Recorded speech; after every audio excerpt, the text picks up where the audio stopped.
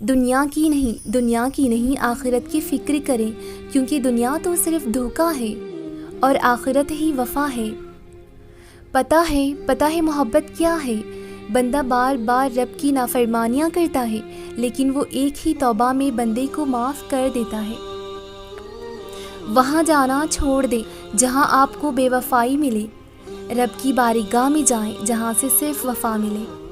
اور جب اللہ بندے کو تھام لے تو پوری دنیا بھی چھوڑ دے تو فرق نہیں پڑتا۔ اور جو سچی محبت ہے وہ صرف اللہ سے ہوتی ہے، جس میں جھکنے پر بلندی اور رونے پر سکون اور مرنے پر جنت مل جاتی ہے۔